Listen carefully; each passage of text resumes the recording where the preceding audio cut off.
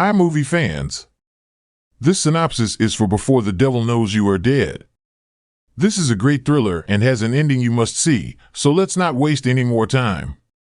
Let's go. Andy and Gina Hansen are on vacation in Brazil. Gina asks Andy if they have enough money to stay there forever, and Andy says that he will think about it, keen on the idea too. In Westchester, New York, a robbery is about to go down.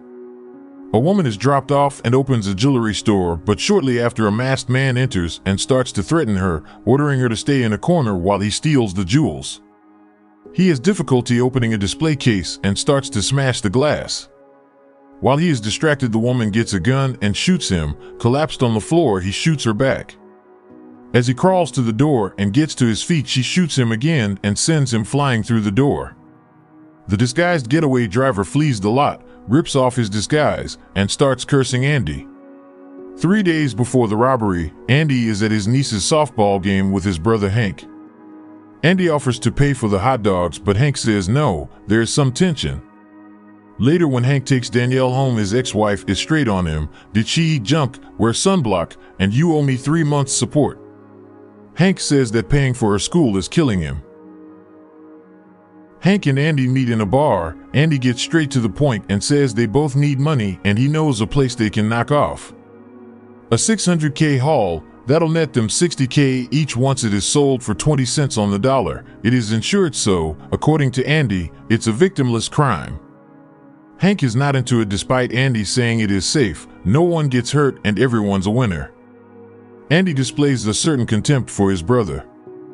Hank asks where, but Andy says, not until you commit, then says, how's the wife? Hank's at work and skips out for a regular Thursday appointment. He meets up with Andy's wife Gina at his apartment building. He is having an affair with her, but says he wants more. She says he is up to his ears in debt and he should just enjoy what they have. He says that he loves her, but she just wants more. Danielle performs in a school play, and Hank is enthusiastically watching. Afterward, Danielle meets backstage with her parents and grandparents, Charles and Nanette Hansen. She hits Hank up for $130 to watch The Lion King on a class trip. He feels obligated in front of his family and reluctantly says yes. Hank goes to visit Andy at work and says, "I'm in." Andy starts describing their parents' jewelry store to the shock of Hank. Andy says they have both worked there and know all the ins and outs. Hank does not want to rob his folks' store, but Andy gives him a $2,000 advance. Hank gives his ex 900 bones and says the rest will come on Monday. She chides him for being a loser and he leaves. Hank meets up with a guy named Bobby Lasorda, who he tries to get to help him with the robbery, explaining how easy it will be. He bones him some cash to butter him up. The morning of, Hank rents a car for the job and heads to Bobby's place. Bobby is late and Hank presses him and enters the apartment. Bobby's missus gives them some grief about waking the kid, but fixes Bobby and OJ before they rush off. They drive to Westchester and on the way, Hank stops at a gas station to slip into the restroom to don his disguise. Bobby laughs at him and says that he has no idea. Hank replies that he used to work there. Bobby tells him to stay in the car and that he'll do the job alone. He has got a gun and doesn't need Hank's help. Hank says repeatedly, "No shooting." Once in location, Bobby plays a death metal CD to get into character. When the car that drops the store worker off arrives, a UPS van blocks Hank's view, but soon both vehicles have gone and it's go time. Bobby heads into the jewelry store. Hank is shocked when he hears the 3 gunshots and Bobby comes flying through the glass door. Hank speeds off and goes back to the gas station to remove his disguise and call Andy with the news. Hank tells Andy that it all went to shit and Andy is dumbfounded. We go back to 4 days before the robbery when Andy received a call from Gina saying the bank account has insufficient funds. Once off the phone, he sorts himself a line and gets interrupted by his boss telling him the meeting has started. Faced like a beetroot, he says okay, he'll be there. In the meeting, they are told they are being audited by the IRS and they will start with payroll, Andy's department. He says great despite not looking that way. Back in his office, he takes a wedge of cash from a lockbox. Andy arrives at a high-rise apartment building.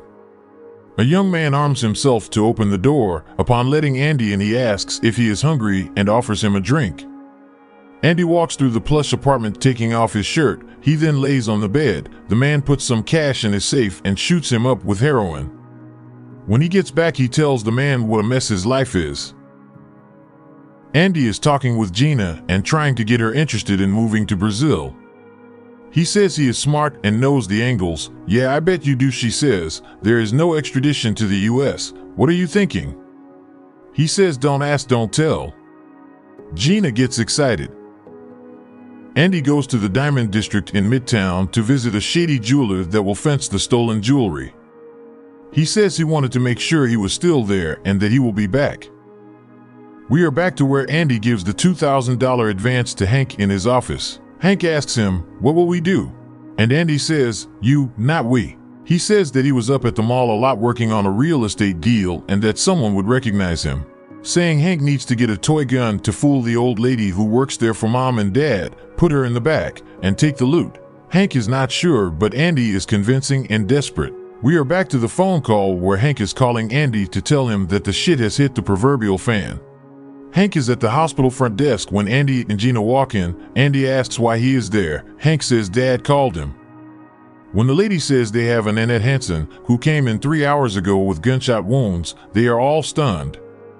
Hank runs through to find his dad, in pieces in the waiting room. He says she is unconscious. The evening before the robbery, Charles is talking with Hank and Andy's sister Catherine, who was wishing him well for his driving test and birthday tomorrow. The following morning, Nanette says Doris can't open the shop and will be in at 12. Charles says he will pick her up after his test. When Charles goes to collect Nanette, he sees the commotion outside the store, and as he approaches, his worst fears are confirmed as he is held back by police. Charles is heartbroken at his wife's side and tells her that he loves her. A doctor tells them that there is no brain activity and very little chance of recovery. Outside, Andy asks why she was working. She was not supposed to be. Charles explains and asks where Hank is. Andy says he can't take seeing mom like that and to call him if needed. The next day, Charles reads that they have identified the dead robber. In the hospital, Charles is asking why someone would come so far to rob a store and why would they pick theirs. He is understandably angry and upset. He goes to the police station to get answers and at night waits by his wife's side. Andy tells his dad that he needs to make a decision about mom's life support. Charles is obsessing over the case, saying the gun came from Texas and was bought with a fake driving license.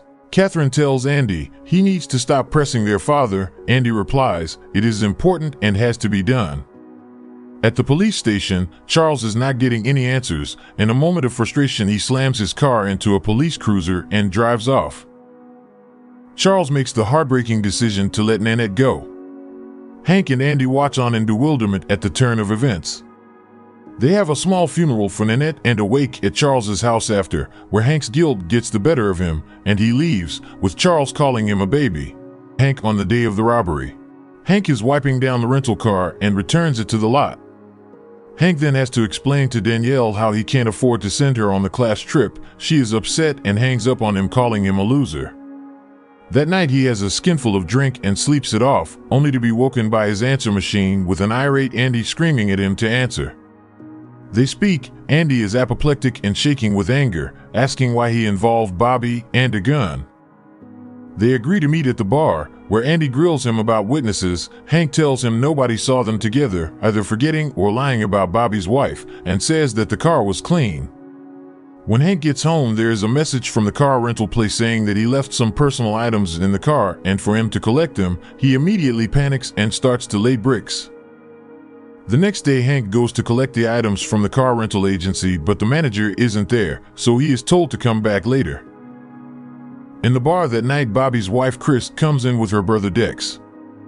Dex wants Hank to pay a $10,000 settlement for Bobby's death to help with Chris's finances as she has a kid to raise. He didn't like Bobby, but at least he paid the upkeep. He says he could call the cops, but he doesn't like cops and they ain't gonna pay the bills, so he says he wants the money by the day after tomorrow and takes Hank's driver's license. He tries to hit up his ex-wife for the 10 grand, but she says she doesn't care and only wants the money she is owed. That night he thinks about topping himself, but doesn't. Back at the wake, when he walks out, he goes across the street to call Gina, who promptly tells him, "Not now," and hangs up. This guy is a total mess. Hank goes and collects the CD from the car rental place. Hank arrives at his apartment to see the glass broken on the buzzer, when in his apartment the phone rings and it is Andy. Hank, flustered, says we've got problems. Andy on the day of the robbery is sitting with his mother in hospital. Andy gets a message from his boss saying the auditors are coming tomorrow and we've found some problems, call an ASAP, it is important. Andy suggests he could get the jewelry store open, but Charles says they can burn the place down. Andy listens to another message from his boss saying there are real problems with unpaid taxes and 2 ex-employees still drawing salaries. Andy hangs up and tells Gina he has to go to work in the morning and will be back. He then calls Hank and has the call about Bobby. He goes to see his Smack connection and is told to get lost for an hour. As he doesn't have an appointment, he sits in a nearby park clucking while he waits until he can get a fix sorted. Back at the bar, Hank tries to stand up for himself, but Andy says, "I should kill you." Then asks why Bobby Lasorda. Hank says he was too scared to do it alone. After the funeral at the wake, Charles goes to sit with Andy outside. Charles spills his heart out and apologizes to Andy for not being the father that he wanted, but he tried in his own way. Andy says he is sorry for not being the son he wanted, then complains about how Hank was treated better and how he felt like an outsider, then asks, "You sure I'm your son?" Charles gets up and Andy says they have to go and then leaves. Back at home, Andy goes out to see Hank. Hank doesn't answer at his apartment building. Andy smashes the glass on the buzzer. Back at home, Gina has packed her belongings and says work wants to speak to you. Then says she is leaving as it is not working. Andy says nothing. She tells him about her affair with Hank and then leaves. Andy starts half-heartedly trashing the apartment, then sits down. Charles is on the phone stuck in traffic and unhappy. We go to 1 week after the robbery when Charles has acquired a gun. He gets in his car and soon arrives in the Diamond District and is knocking on the window of the dealer we saw earlier. The dealer knows him and didn't expect to see him again. Charles asks if he is still a crook and if he heard anything about the botched robbery. The man eventually shows him Andy's business card and tells him it is an evil world. Charles is in shock and sits down. Andy calls Hank and Hank tells him about Dax and the $10,000 settlement he wants. Andy says that he will come over. He lays on his bed stupefied at what is happening until he reaches for his passport and packs some bags. As he leaves his building and hails a cab, Charles is watching him. Charles follows the cab to Andy's work, where Andy cleans out the lockbox and quickly leaves, ignoring the coworker telling him the IRS are here. Charles then follows him to a travel agent and his next stop is at Hank's apartment building. Andy tells Hank he can fix this, he just has to follow what he says exactly. He says to contact Chris and Dax and tell them they want to meet. Next they get a cab over to the swanky heroin dealer's apartment, with Charles still tailing them. When the man opens the door, Andy bum rushes him and takes the gun and beats him hard.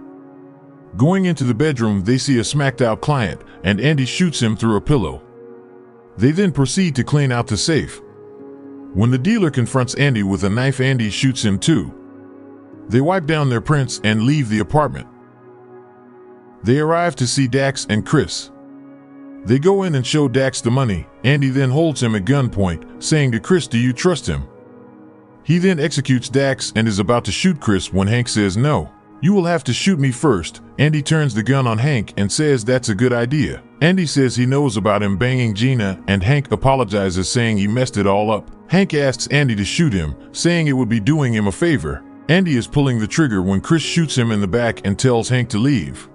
Hank drops some cash for Chris and leaves with the bag. Hank rushes out of the building and does not hear his father shouting after him. Charles gets in his car to chase him, but he is soon pinned in by cops and paramedics.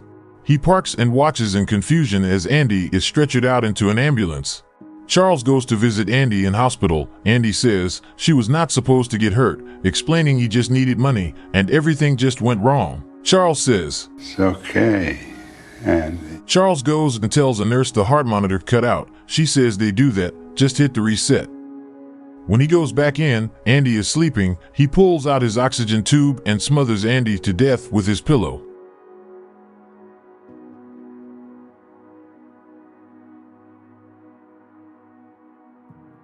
What a great story. We hope that you have enjoyed it as much as we did.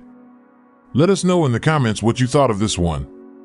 Thanks for watching all the way through. Peace out.